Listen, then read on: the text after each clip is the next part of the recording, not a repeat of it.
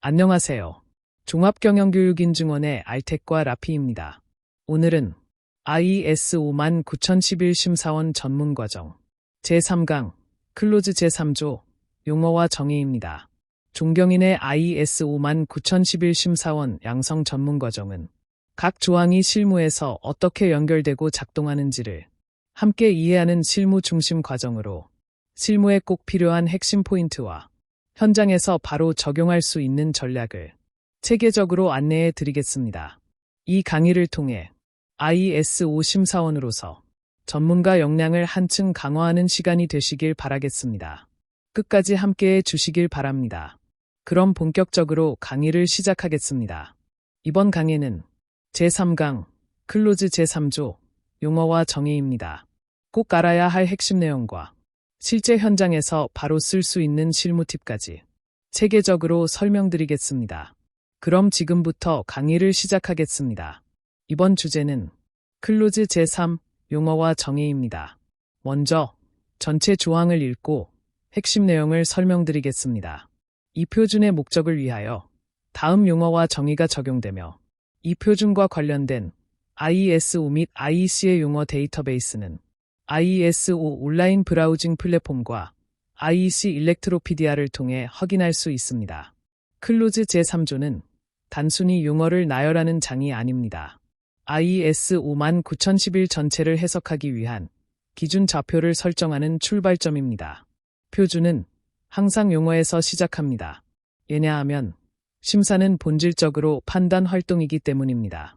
그리고 판단 활동에서 가장 중요한 것은 해석의 일관성입니다. 심사가 무엇인지, 심사 기준이 무엇인지, 심사 증거가 무엇인지, 심사 결과가 무엇인지, 적합성이 무엇인지에 대한 정의가 명확하지 않으면 같은 상황을 보고도 전혀 다른 결론에 도달하게 됩니다. 결국 판단의 차이는 절차의 문제가 아니라 개념의 차이에서 시작됩니다. 따라서 클로즈 제3조는 심사 수행을 위한 공통 언어 체계를 구축하는 장입니다. 이는 심사의 기술적 절차에 앞서 선행되어야 하는 개념적 기반이며 이후 클로즈 제4조에서 제시되는 원칙과 클로즈 제5조에서 제7조의 운영 체계가 흔들리지 않도록 구정하는 기준선입니다.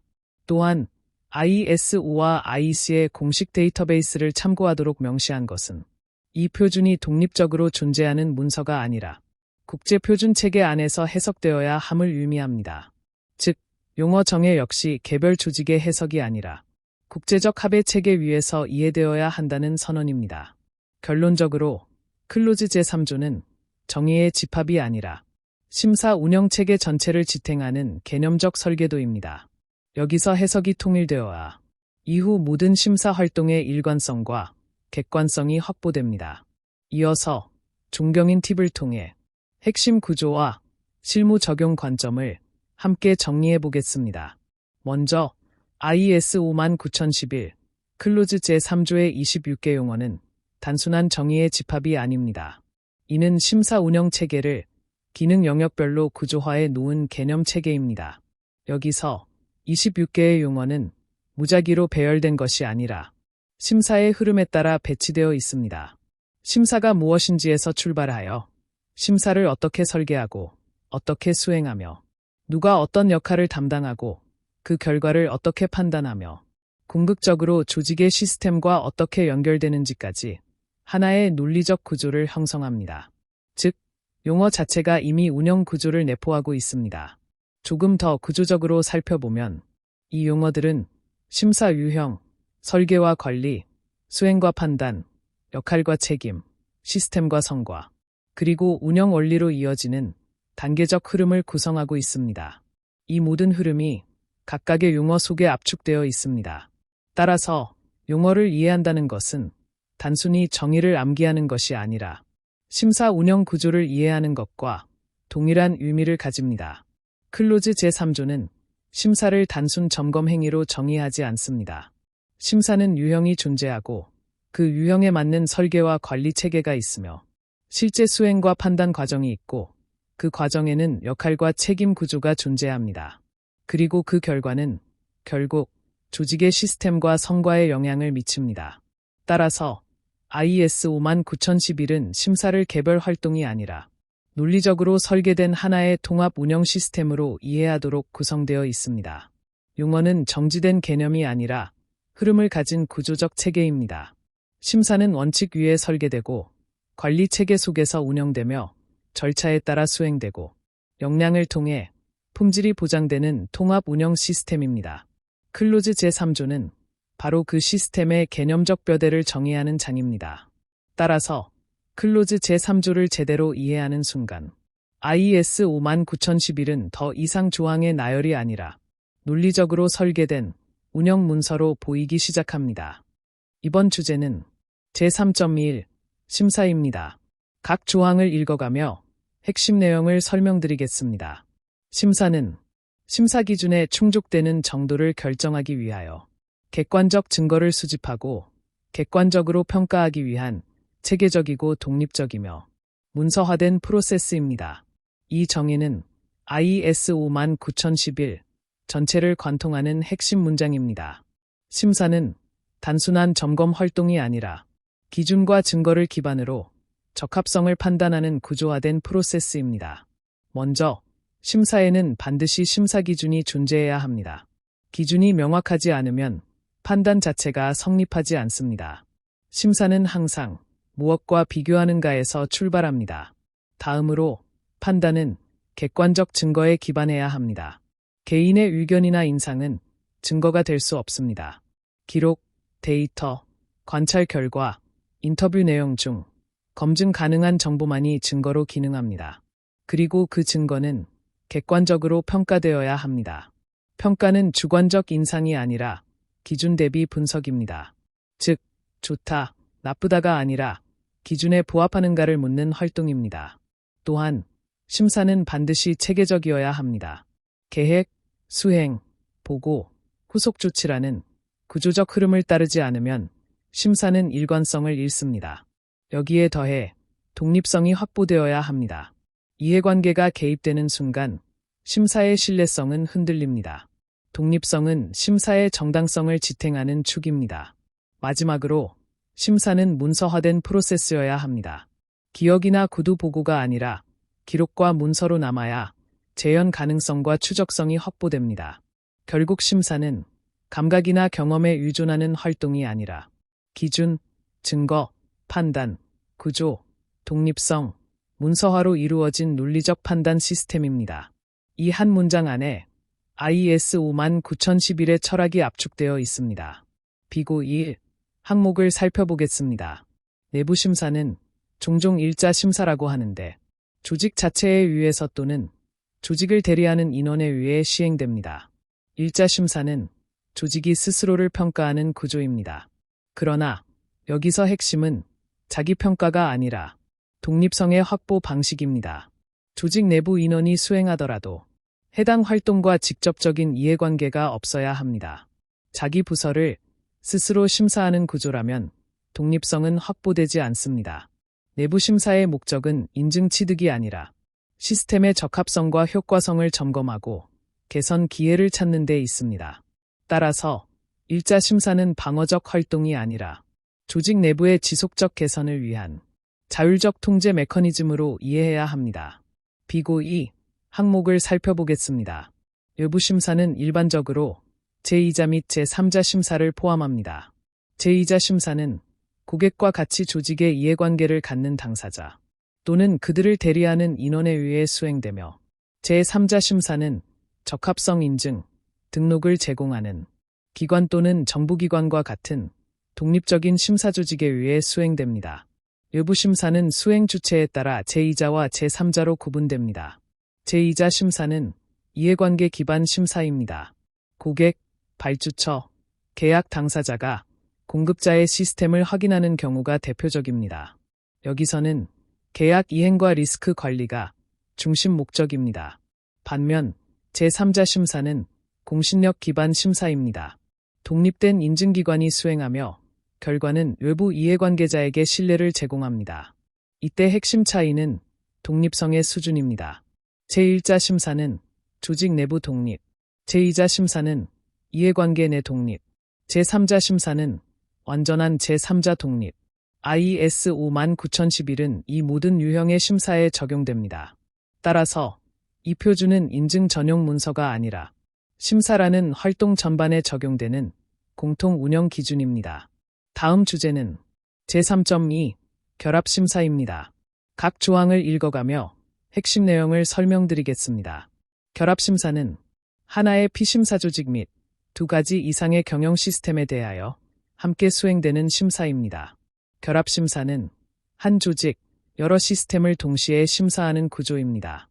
예를 들어 ISO 9001과 ISO 14001을 같은 조직에서 동시에 평가하는 경우가 이에 해당합니다. 같은 조직을 대상으로 두 개 이상의 경영 시스템 요구사항을 병행하려 평가하는 방식이며 이는 효율성과 일관성 확보 측면에서 매우 중요합니다. 중복 인터뷰, 중복 문서 검토, 중복 현장 확인을 줄일 수 있으며 조직 전체의 시스템 연계를 한 번에 파악할 수 있다는 장점이 있습니다. 비고 항목을 살펴보겠습니다. 두 가지 이상의 분야별 경영 시스템이 단일 경영 시스템으로 통합되어 있는 경우 이를 통합 경영 시스템이라고 합니다. 여기서 결합심사와 통합 경영 시스템은 명확히 구분해야 합니다.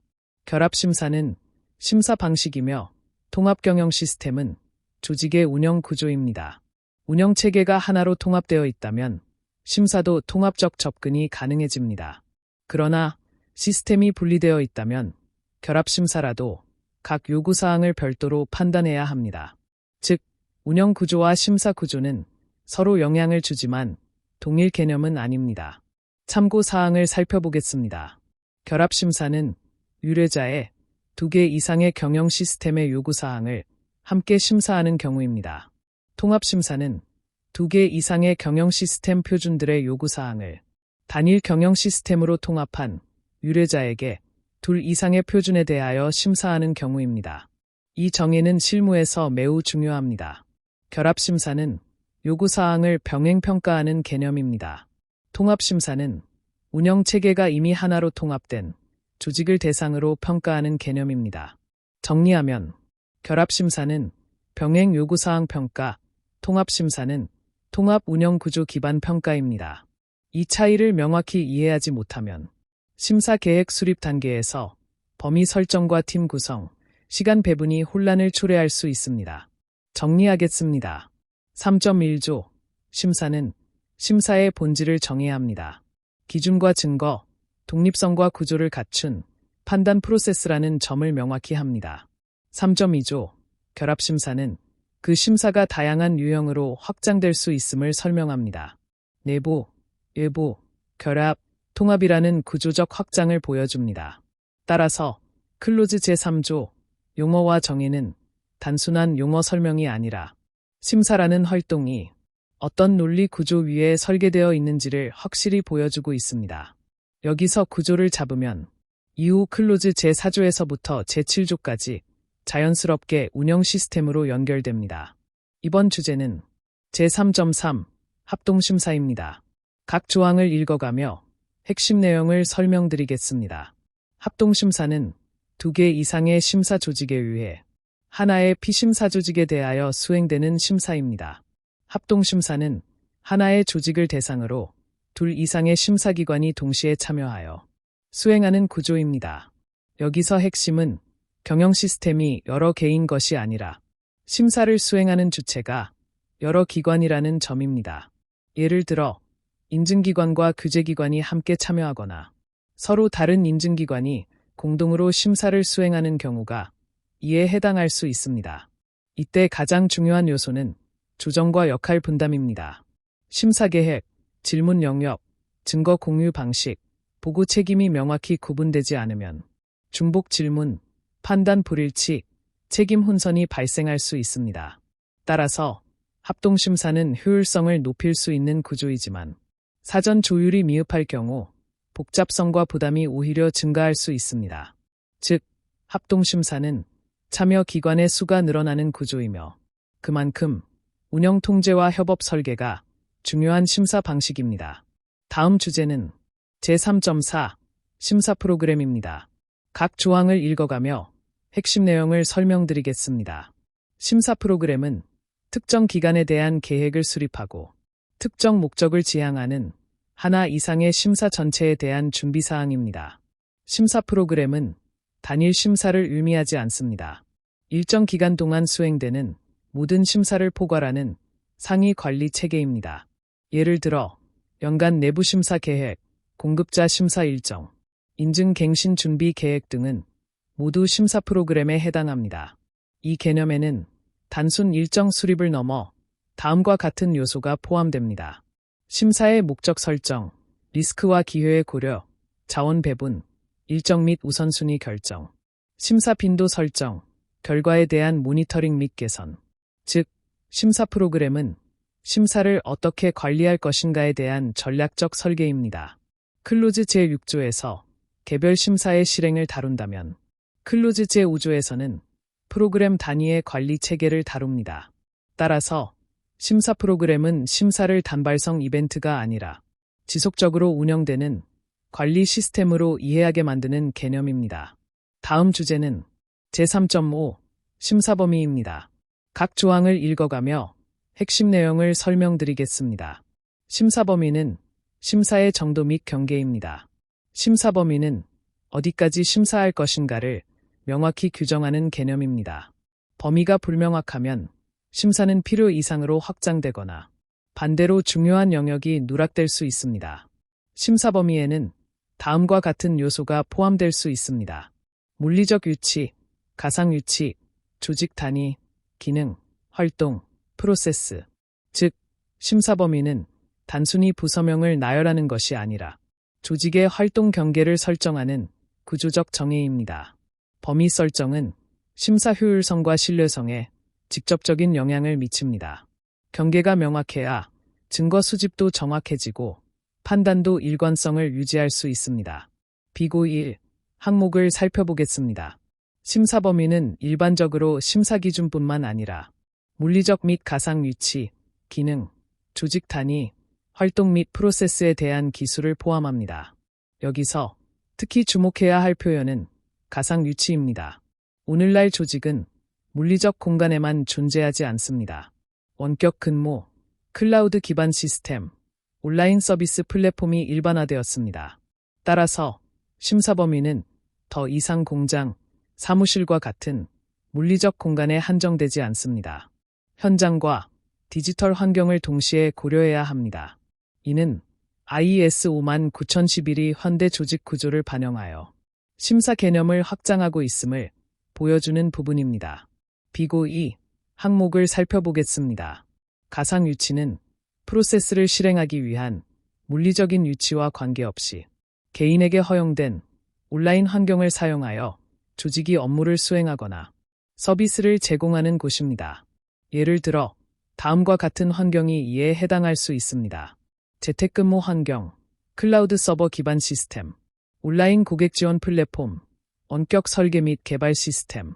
이처럼 IES 59011은 디지털 환경을 공식적으로 심사 범위에 포함시켰습니다. 이는 심사가 현실 조직의 구조 변화를 반영하고 있다는 의미입니다.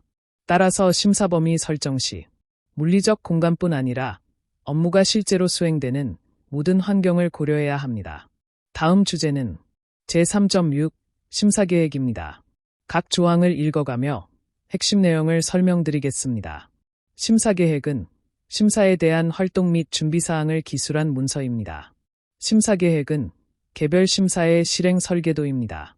심사계획에는 일반적으로 다음과 같은 요소가 포함됩니다. 심사 목적, 심사 범위, 심사 기준, 일정, 심사팀 구성, 역할 분담, 적용 방법, 현장 활동 일정, 개회 및 종결회의 계획. 심사 계획이 부실하면 현장에서 질문이 중복되거나 증거 수집이 누락되거나 시간 배분이 불균형해질 수 있습니다. 여기서 중요한 구분이 있습니다. 심사 프로그램이 전략이라면 심사 계획은 전술입니다. 프로그램은 무엇을 언제 수행할 것인가를 다루고 계획은 그 심사를 어떻게 실행할 것인가를 다룹니다. 이 차이를 명확히 이해해야 클로즈 제5조와 클로즈 제6조의 구조가 자연스럽게 연결됩니다. 정리하겠습니다. 3.3조 합동심사는 심사 수행 주체의 확장을 다루고 3.4조 심사 프로그램은 상위 관리 체계를 설명하며 3.5조 심사 범위는 경계를 설정하고 3.6조 심사 계획은 실행 설계 문서를 정해야 합니다.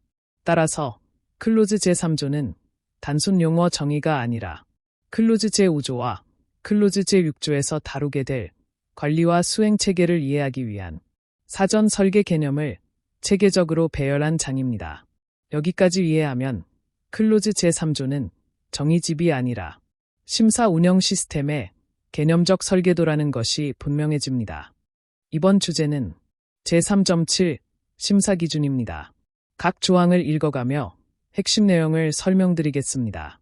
심사 기준은 객관적 증거를 기준과 비교할 때 기준으로 사용되는 요구사항의 집합입니다.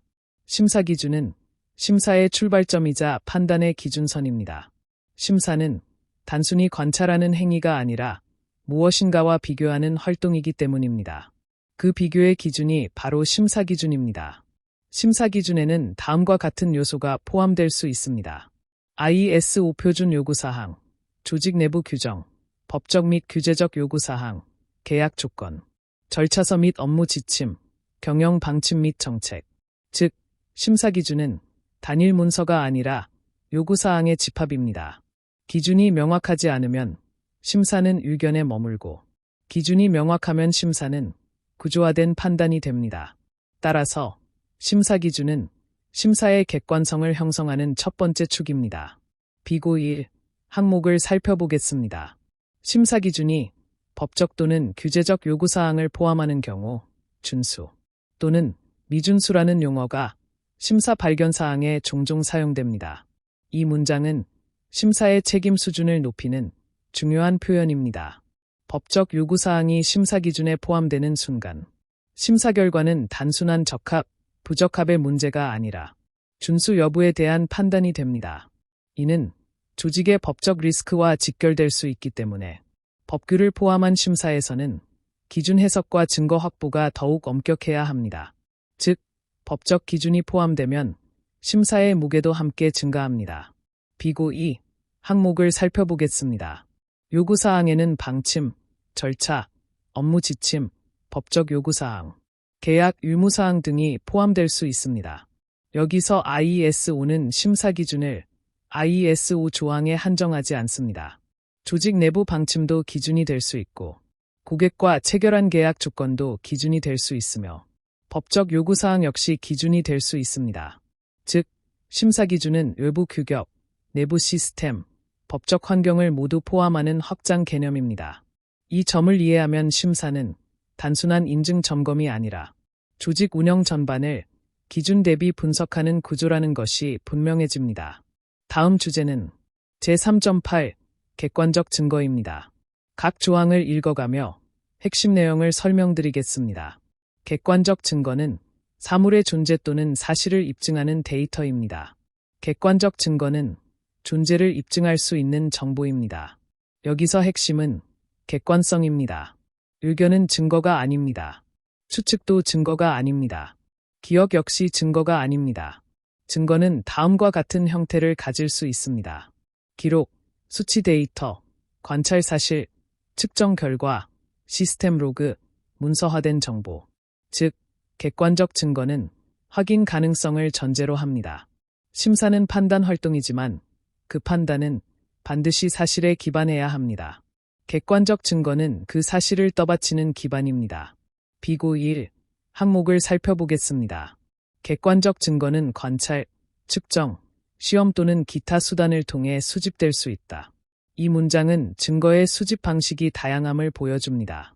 증거는 문서에만 존재하지 않습니다. 현장 관찰, 인터뷰, 시험 결과, 시스템 확인, 데이터 분석. 이 모든 방법이 증거 수집 수단이 될 수 있습니다.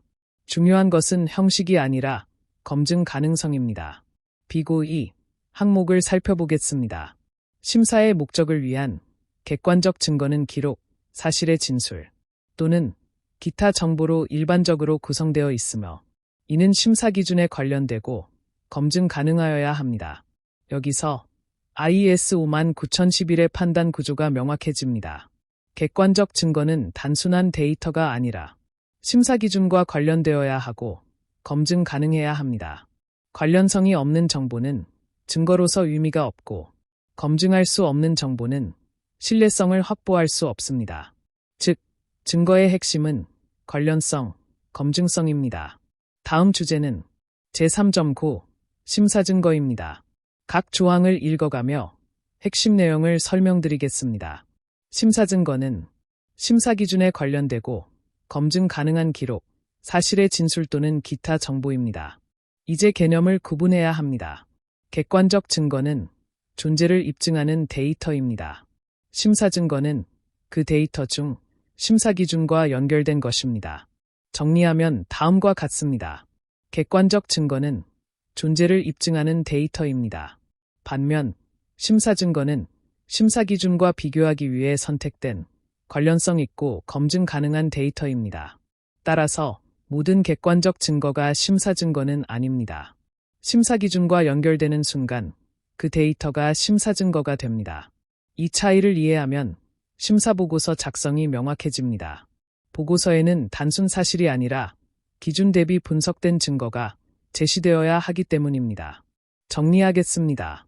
3.7조 심사 기준은 비교의 잣대이고 3.8조 객관적 증거는 사실을 입증하는 데이터이며 3.9조 심사 증거는 그 기준과 연결된 검증 가능한 정보입니다. 이 세 개념은 분리된 정의가 아니라 하나의 판단 구조를 형성합니다. 기준 없이 증거는 방향을 잃고 증거 없이 기준은 판단할 수 없으며 둘이 연결될 때 비로소 심사 판단이 완성됩니다. 이 구조가 바로 IS 59011 심사 판단 체계의 핵심입니다. 이번 주제는 제3.10 심사 발견 사항입니다. 각 조항을 읽어가며 핵심 내용을 설명드리겠습니다.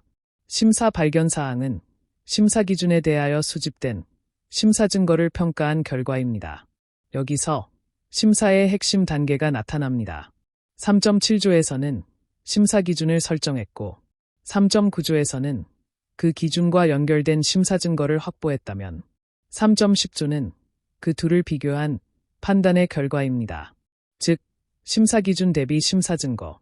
이 비교를 통해 도출된 공식적 평가가 바로 심사 발견 사항입니다. 이 단계에서 심사는 단순 확인을 넘어 객관적 판단 행위로 전환됩니다. 심사는 사실을 수집하는 활동으로 끝나지 않습니다.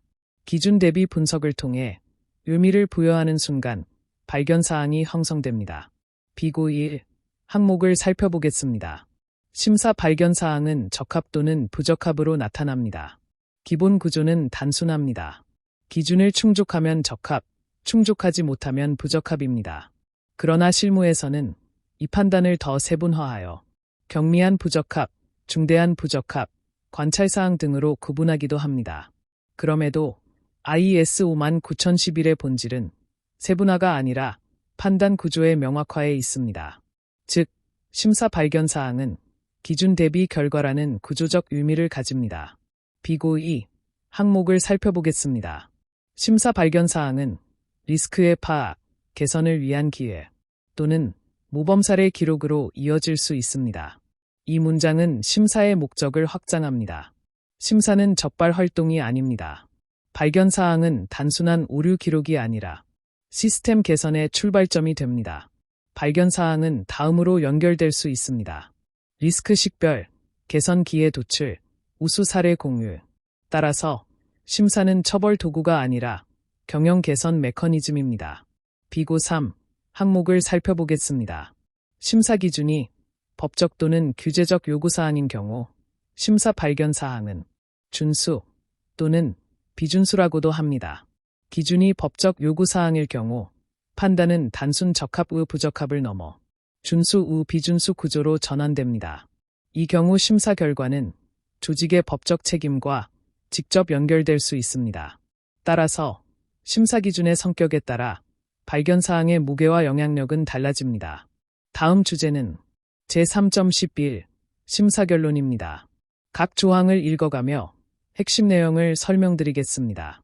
심사 결론은 심사 목표 및 모든 심사 발견 사항을 고려한 심사 결과입니다. 3.10조 심사 발견 사항이 개별 판단이라면 3.11조 심사 결론은 종합 판단입니다. 심사 결론은 단순 합산이 아니라 전체 맥락을 고려한 전문적 판단입니다. 여기에는 다음 요소가 포함됩니다. 심사 목표 달성 여부, 개별 발견 사항의 종합 분석, 시스템 전반의 적합성, 개선 가능성 및 리스크 수준. 즉, 심사 결론은 점수표가 아닙니다. 조직 시스템의 전반적 상태에 대한 전문적 해석 결과입니다. 이 단계에서 심사는 단편적 사실을 넘어 경영 의사결정에 영향을 미치는 수준으로 올라갑니다.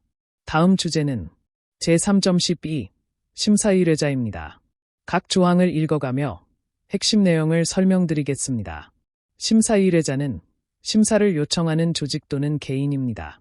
심사 의뢰자는 심사 활동의 출발점입니다. 누가 심사를 요청했는가에 따라 심사의 목적, 범위, 보고 구조가 달라집니다. 예를 들어 내부 감사의 경우 경영 개선 목적, 고객 감사의 경우 공급자 검증 목적, 인증 감사의 경우 적합성 평가 목적입니다. 따라서 의뢰자를 이해하지 못하면 심사의 방향 설정이 흔들릴 수 있습니다. 심사는 중립적 활동이지만 그 목적은 의뢰자의 요구와 연결되어 있습니다. 비고 항목을 살펴보겠습니다. 내부 심사의 경우 심사 의뢰자는 피심사 조직 또는 심사 프로그램 관리자가 될 수 있습니다. 외부 심사는 규제기관, 계약 당사자 또는 잠재적 또는 기존 의뢰자와 같은 곳에서 요청할 수 있습니다. 이 문장은 심사 유형과 직접 연결됩니다. 내부 심사는 자기 점검 구조이고 외부 심사는 이해관계 기반 구조입니다. 의뢰자의 위치는 심사의 독립성 수준, 책임 구조, 보고 체계에 영향을 줍니다. 따라서 심사 의뢰자는 단순 요청자가 아니라 심사 체계의 구조적 위치를 결정하는 요소입니다. 정리하겠습니다. 3.7조 심사 기준이 판단의 기준을 설정하고 3.9조 심사 증거가 그 기준과 연결된 데이터를 제공하며 3.10조 심사 발견 사항이 기준 대비 결과를 도출하고 3.11조 심사 결론이 전체 시스템을 종합평가합니다. 그리고 3.12조 심사 의뢰자는 이 모든 활동을 요청하고 방향을 설정하는 주체입니다. 즉, 기준, 증거, 판단, 종합결론, 의뢰자. 이 흐름이 IS 59011 심사 판단 체계의 핵심 축입니다. 이번 주제는 제3.13 피심사 조직, 피심사자입니다. 각 조항을 읽어가며 핵심 내용을 설명드리겠습니다. 피심사 조직, 피심사자는 심사를 받는 조직 전체 또는 일부입니다. 여기서 심사의 구조가 다시 전환됩니다. 이제 판단의 대상이 명확히 등장합니다. 피심사 조직은 심사의 객체입니다. 중요한 점은 조직 전체일 수도 있고 조직의 일부일 수도 있다는 것입니다. 예를 들어 전사 차원의 경영 시스템 심사, 특정 사업장 심사, 특정 부서 또는 프로세스 심사, 모두 피심사 범위가 될 수 있습니다. 따라서 이 개념은 3.5조 심사 범위와 직접 연결됩니다.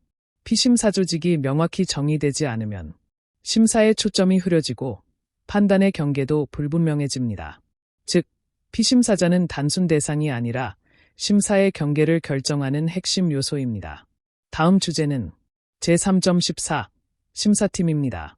각 조항을 읽어가며 핵심 내용을 설명드리겠습니다. 심사팀은 심사를 수행하는 1명 이상의 인원이며 필요한 경우 기술 전문의 지원을 받습니다. 심사는 개인의 단독 행위가 아니라 구조화된 팀 활동입니다.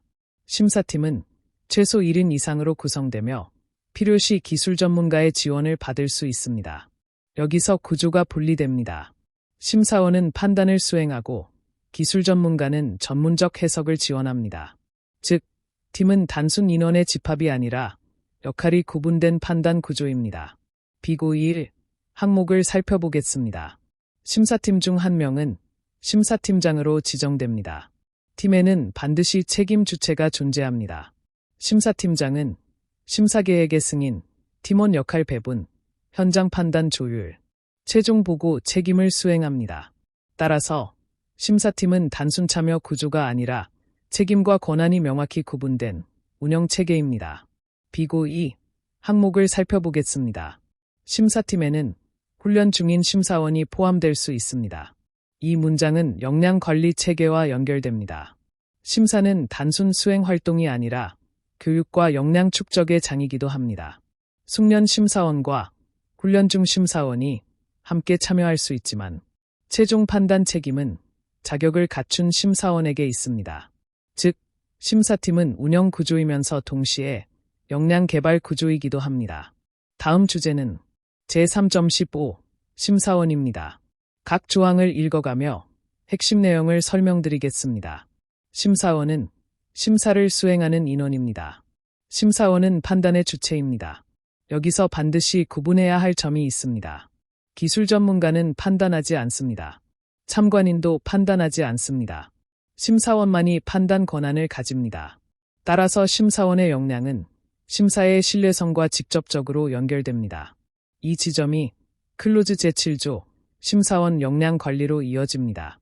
다음 주제는 제3.16 기술 전문가입니다. 각 조항을 읽어가며 핵심 내용을 설명드리겠습니다. 기술 전문가는 심사팀의 특정 지식 또는 전문성을 제공하는 인원입니다. 기술 전문가는 판단자가 아니라 전문 지식 제공자입니다. 예를 들어 특수 공정, 복잡한 설비, 특정 산업 분야, 전문 법규 등에 대한 깊은 이해가 필요한 경우 참여합니다. 그러나 판단 권한은 없습니다. 적합, 부적합을 결정하지 않습니다. 즉, 기술 전문가는 심사의 정확성을 높이기 위한 지원 구조입니다. 비고 1. 항목을 살펴보겠습니다. 특정 지식 또는 전문성은 심사될 조직, 활동, 프로세스, 제품, 서비스, 분야 또는 언어와 관련됩니다.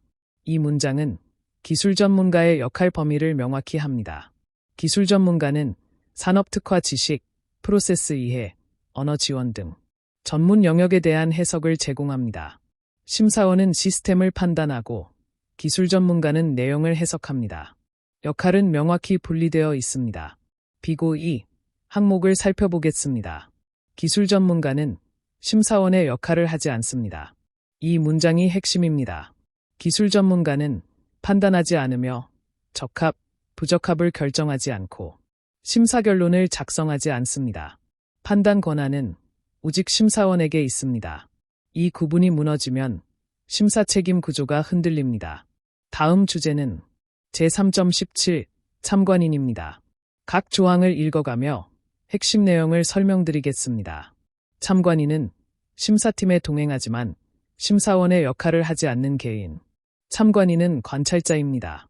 예를 들어 인증기관 내부평가자, 규제기관 감독자, 교류 목적의 동행자 등이 해당될 수 있습니다. 참관인은 질문하지 않고 판단하지 않으며 심사에 개입하지 않습니다.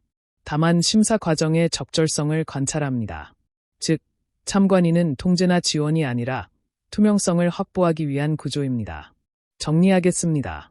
3.13조는 심사의 대상, 3.14조는 심사팀이라는 수행 구조, 3.15조는 판단 주체, 3.16조는 전문 지원자, 3.17조는 관찰자입니다.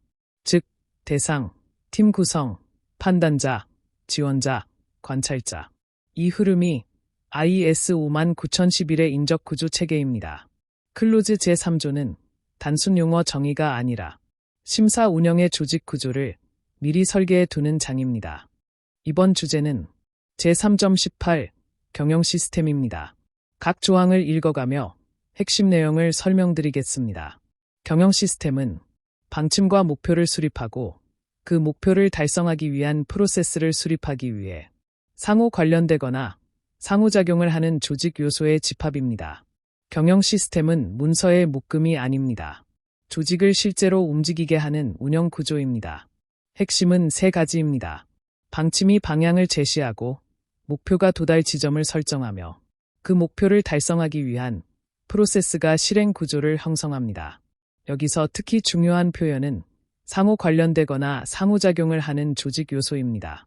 조직 구조, 역할과 책임, 절차, 자원, 운영 방식이 각각 따로 존재하는 것이 아니라 서로 연결되어 하나의 흐름으로 작동할 때 비로소 시스템이 됩니다. 그래서 시스템이라는 표현을 사용하는 것입니다. 경영 시스템은 고정된 문서가 아니라 목표 달성을 위해 상호작용하는 동적 구조입니다. 비고 1. 항목을 살펴보겠습니다. 경영 시스템은 예를 들면 품질 경영, 재무 경영 또는 환경 경영 등 단일 또는 다수의 분야를 다룰 수 있습니다. 경영 시스템은 하나의 분야에 국한될 수도 있고 여러 분야를 통합할 수도 있습니다. 예를 들어 ISO 9001은 품질, ISO 14001은 환경, ISO 45001은 안전보건을 다룹니다. 이들이 각각 독립적으로 운영될 수도 있고 하나의 통합 경영 시스템으로 묶일 수도 있습니다. 따라서 경영 시스템은 확장 가능한 구조이며 조직의 복잡성과 전략에 따라 통합 수준이 달라질 수 있습니다. 비고 2. 항목을 살펴보겠습니다. 경영 시스템 요소는 조직의 구조, 역할과 책임, 기획, 운영, 방침, 관행, 규칙, 신념, 목표, 그리고 이들 목표를 달성하기 위한 프로세스를 수립합니다. 여기서 경영 시스템의 구성 요소가 보다 구체적으로 제시됩니다. 경영 시스템은 단순히 절차를 의미하지 않습니다. 구조와 역할, 책임과 규칙, 목표와 실행 프로세스를 모두 포함하는 종합적 운영 체계입니다. 즉, 경영 시스템은 운영 철학과 실행 구조가 결합된 통합 관리 프레임입니다. 비고 3. 항목을 살펴보겠습니다. 경영 시스템의 적용 범위는 조직 전체, 조직의 특정한 기능, 조직의 특정한 부서, 파악된 부분 또는 조직 그룹 전체에 있는 하나 이상의 기능을 포함할 수 있습니다. 적용 범위는 고정되어 있지 않습니다. 전사 적용일 수도 있고 특정 사업장이나 특정 기능에 한정될 수도 있습니다. 따라서 시스템의 범위를 어떻게 정의하느냐에 따라 관리 구조와 심사 범위도 달라집니다. 이 개념은 3.5조 심사 범위와 직접 연결됩니다. 경영 시스템의 경계 설정이 곧 심사의 경계 설정으로 이어지기 때문입니다. 다음 주제는 제3.19 리스크입니다. 각 조항을 읽어가며 핵심 내용을 설명드리겠습니다. 리스크는 불확실성의 영향입니다. 리스크는 ISO 구조에서 가장 많이 오해되는 개념입니다. 리스크는 단순히 위험을 의미하지 않습니다. 정의는 단 한 줄입니다. 불확실성의 영향. 핵심은 불확실성과 영향입니다. 결과가 확정되지 않은 상태가 목표 달성에 어떤 영향을 미칠 가능성을 의미합니다. 비고 1. 항목을 살펴보겠습니다. 영향은 긍정적 또는 부정적 예상에서 벗어나는 것입니다. 리스크는 부정적 결과만을 의미하지 않습니다. 예상보다 낮은 성과는 위협이 되고 예상보다 높은 성과는 기회가 됩니다. 따라서 리스크는 위협과 기회를 모두 포함하는 개념입니다. 이 때문에 ISO는 리스크 기반 사고를 요구합니다. 비고 2. 항목을 살펴보겠습니다. 불확실성은 사건의 발생 결과 또는 발생 가능성에 대한 이해, 또는 지식에 관련된 정보의 부족, 심지어 부분적으로 부족한 상태입니다. 불확실성은 정보의 부족 상태입니다. 사건이 발생할지 여부, 결과가 무엇일지, 발생 가능성이 어느 정도인지에 대한 정보가 충분하지 않을 때 리스크가 존재합니다. 따라서 리스크 관리는 본질적으로 정보 기반 관리입니다. 정보를 수집하고 분석함으로써 불확실성을 줄이는 활동입니다. 비고 3. 항목을 살펴보겠습니다. 리스크는 흔히 잠재적 사건과 발생 결과 또는 이들의 조합을 기준으로 하여 특성화됩니다. 리스크는 보통 두 요소로 분석됩니다. 사건의 발생 가능성과 그 결과의 영향입니다. 가능성과 영향의 조합이 리스크의 크기와 중요도를 결정합니다. 비고 4. 항목을 살펴보겠습니다. 리스크는 흔히 사건에 연관된 발생 가능성의 조합으로 표현됩니다. 리스크는 단일 사건에 국한되지 않습니다. 외부 환경 변화, 내부 운영 변화, 이해관계자 요구 등 다양한 요인이 서로 영향을 주며 복합적으로 작용합니다. 따라서 ISO는 조직의 상황을 먼저 분석하도록 요구합니다. 리스크는 환경 속에서 발생하기 때문입니다. 정리하겠습니다. 3.18조 경영 시스템은 목표를 달성하기 위한 상호작용 구조를 정해야 합니다. 3.19조 리스크는 그 목표 달성에 영향을 미치는 불확실성을 정해야 합니다. 즉, 경영 시스템은 목표를 향해 움직이는 구조이고 리스크는 그 구조의 결과에 변동을 주는 변수입니다. 이 두 개념이 결합될 때 리스크 기반 경영 시스템이라는 현대적 관리 구조가 완성됩니다. 이번 주제는 제3.20 적합입니다. 각 조항을 읽어가며 핵심 내용을 설명드리겠습니다. 적합은 요구사항의 충족입니다. 정의는 단순하지만 심사의 모든 판단은 이 한 줄에서 출발합니다. 적합이란 요구사항이 존재하고 그 요구사항이 충족되었을 때 성립합니다. 여기서 중요한 것은 잘했다가 아니라 요구사항을 충족했다는 점입니다. 심사는 수준을 평가하는 활동이 아닙니다. 우수성이나 성과를 점수로 매기는 것이 아니라 정해진 기준에 부합하는지를 판단하는 구조입니다. 따라서 심사는 감정이나 인상에 의한 평가가 아니라 요구사항 대비 충족 여부를 확인하는 기준 기반 판단 활동입니다. 다음 주제는 제3.21 부적합입니다. 각 조항을 읽어가며 핵심 내용을 설명드리겠습니다. 부적합은 요구사항의 불충족입니다. 부적합은 적합의 반대 개념입니다. 요구사항이 존재하고 그 요구사항을 충족하지 못했을 때 부적합이 됩니다. 중요한 점은 문제가 발생했기 때문에 부적합이 되는 것이 아니라는 것입니다. 요구사항이 지켜지지 않았다면 결과가 발생하지 않았더라도 부적합입니다. 즉, 부적합은 사고나 손실의 결과가 아니라 기준 대비 충족 여부에 대한 판단입니다. 따라서 부적합 역시 감정적 평가가 아니라 요구사항과의 비교를 통해 도출되는 객관적 결론입니다. 다음 주제는 제3.22 역량, 적격성입니다. 각 조항을 읽어가며 핵심 내용을 설명드리겠습니다. 역량, 적격성은 유도된 결과를 달성하기 위해 지식과 스킬을 적용하는 능력입니다. 역량은 단순한 자격이나 경력을 의미하지 않습니다. 지식이 있다고 해서 역량이 있는 것은 아니며 기술이 있다고 해서 충분한 것도 아닙니다. 핵심은 적용하는 능력입니다. 그리고 그 적용의 목적은 유도된 결과를 실제로 달성하는 것입니다. 즉, 알고 있다는 것은 아직 역량이 아닙니다. 할 수 있다는 것은 가능성입니다. 결과를 낼 수 있다. 그것이 바로 역량입니다. 이 개념은 클로즈 제7조 심사원 역량과 직접 연결됩니다.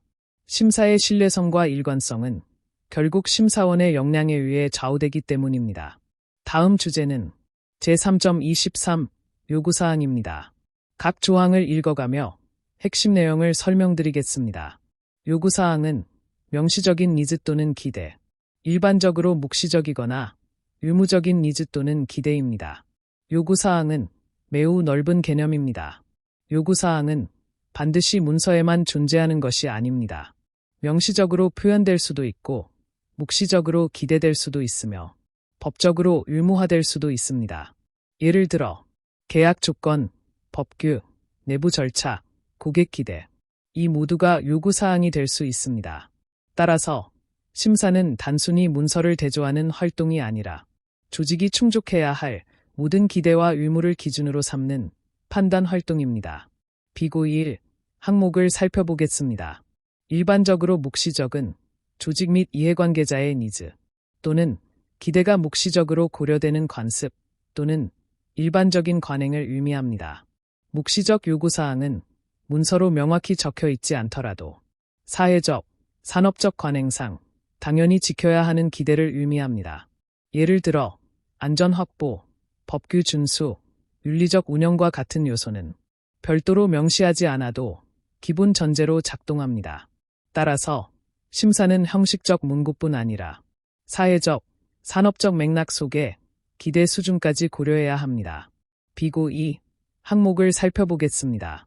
규정된 요구사항은 예를 들면 문서화된 정보에 명시된 것을 말합니다. 규정된 요구사항은 문서로 명확히 표현된 기준입니다. 절차서, 매뉴얼, 계약서, 법령과 같이 구체적으로 기록되어 있는 내용은 가장 명확한 판단 기준이 됩니다. 따라서 규정된 요구사항은 심사에서 객관적 비교가 가장 용이한 영역입니다.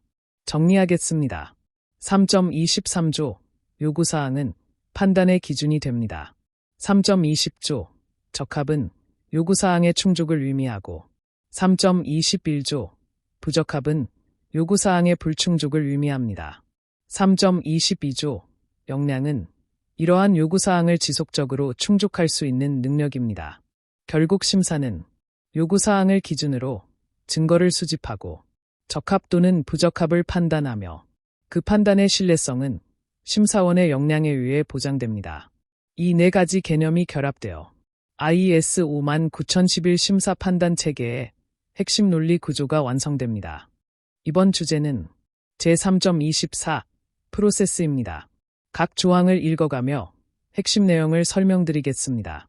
프로세스는 유도된 결과를 내기 위해 입력을 사용하는 상호 관련되거나 상호작용을 하는 활동의 집합입니다. 프로세스는 단순한 절차의 나열이 아닙니다. 핵심은 세 가지입니다. 첫째, 반드시 유도된 결과가 존재해야 합니다. 둘째, 그 결과를 만들기 위해 입력이 사용됩니다. 셋째, 활동들이 서로 분리되어 있는 것이 아니라 상호 연결되어 작동합니다. 즉, 프로세스란 목적을 가지고 입력을 받아 연결된 활동을 통해 출력을 만들어내는 구조입니다. IS 59011 심사는 이 프로세스가 실제로 존재하는지 그리고 유도한 대로 작동하고 있는지를 확인하는 활동입니다. 따라서 심사는 문서의 존재 여부를 보는 것이 아니라 프로세스의 작동 여부를 검증하는 활동입니다. 다음 주제는 제3.25 성과입니다. 각 조항을 읽어가며 핵심 내용을 설명드리겠습니다. 성과는 측정 가능한 결과입니다. 성과는 단순한 활동이 아니라 그 활동의 결과입니다. 그리고 반드시 측정 가능해야 합니다. 운영은 했지만 결과를 확인할 수 없다면 평가도 개선도 불가능합니다. 따라서 성과는 관리와 개선의 출발점이 되는 개념입니다. 비고 1. 항목을 살펴보겠습니다. 성과는 정량적 또는 정성적 발견 사항과 관련될 수 있습니다. 성과는 반드시 숫자일 필요는 없습니다. 예를 들어 불량률 2%는 정량적 성과, 고객 만족도 향상은 정성적 성과입니다. 중요한 것은 수치냐 서술이냐가 아니라 판단 가능하고 확인 가능한 형태로 표현되어야 한다는 점입니다. 성과는 반드시 비교 분석이 가능한 상태로 존재해야 합니다. 비고 2. 항목을 살펴보겠습니다.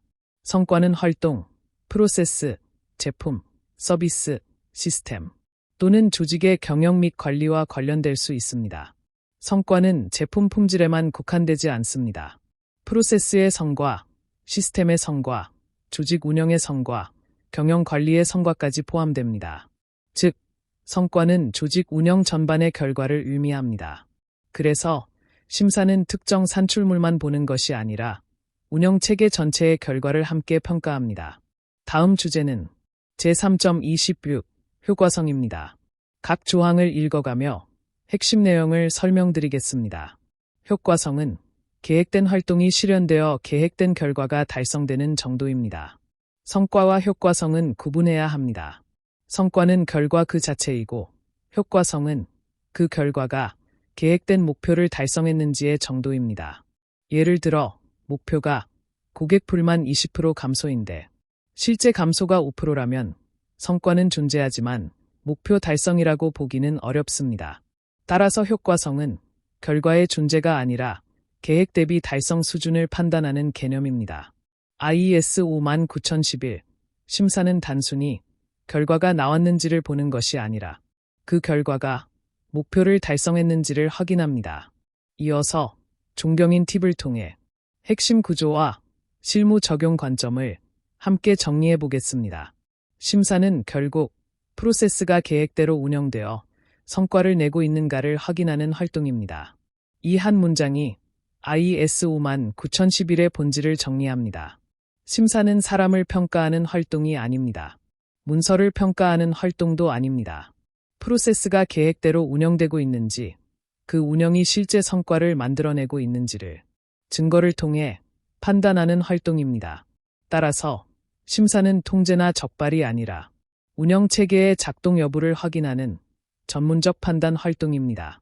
즉, 성과는 결과이고 효과성은 그 결과가 계획된 목적을 달성했는지 판단하는 개념입니다. 이 구분은 매우 중요합니다. 성과는 무엇이 나왔는가이고 효과성은 그것이 목표를 달성했는가입니다. 따라서 심사는 단순 결과 확인이 아니라 목적 달성 여부를 판단하는 활동입니다. 이 구분을 이해하지 못하면 심사는 형식적 점검으로 전락합니다. 따라서 IES 59011 심사는 증거 기반 판단을 통해 프로세스와 성과의 연결성을 평가하는 체계입니다. 이 문장이 클로즈 제3조 전체를 마무리합니다. 심사의 논리는 다음과 같이 전개됩니다.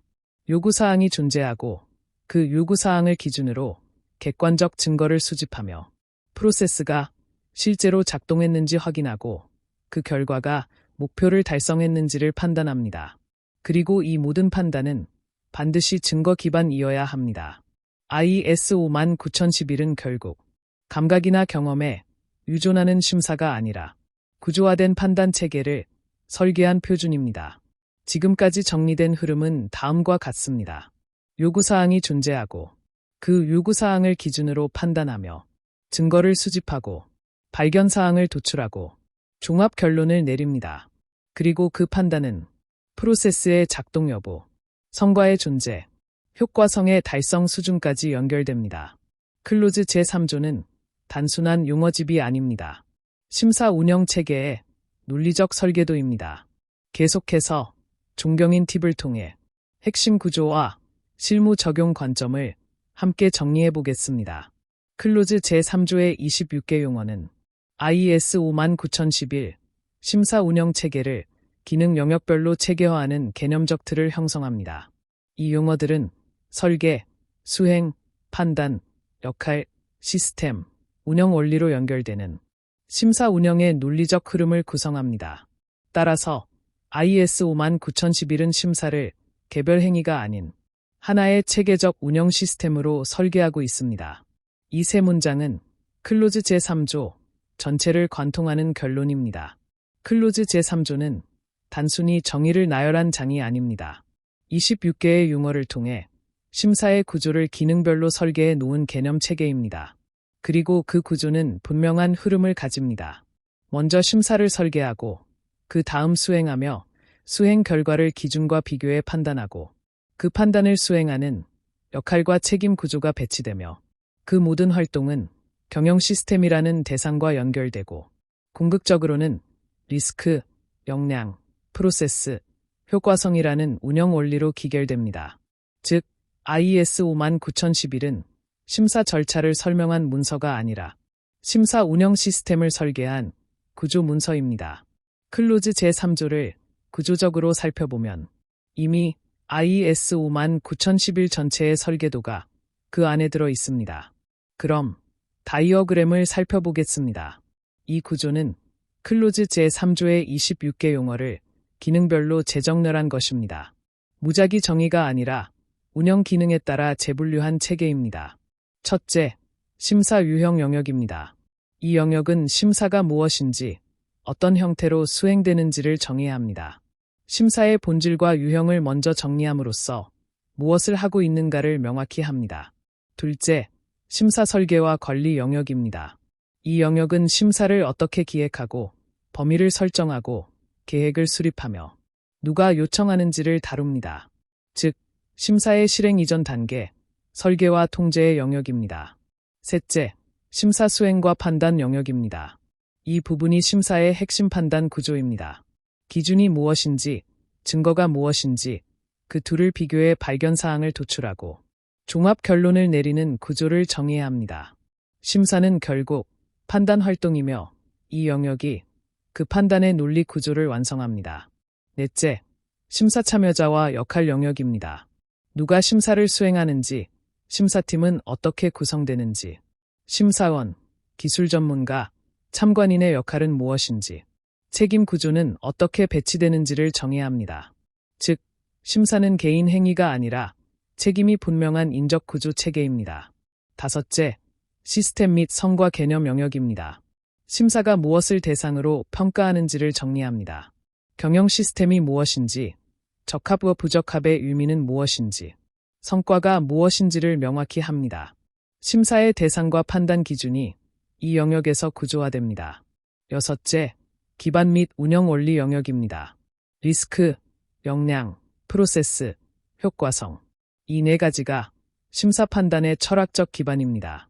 리스크는 불확실성의 영향이고, 역량은 결과를 만들어내는 적용 능력이며, 프로세스는 목표 달성 구조이고, 효과성은 계획 대비 달성 수준입니다.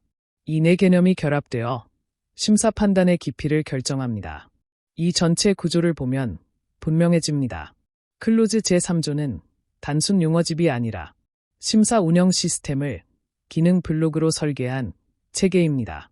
다음으로 클로즈 제3조의 용어 정의는 IES 59011 전반을 이해하기 위한 기본 언어 체계를 제시하며, 이 장에서 정리한 개념들은 이후 심사 원칙, 심사 프로그램 운영, 심사 수행 절차를 이해하는 기준점이 됩니다.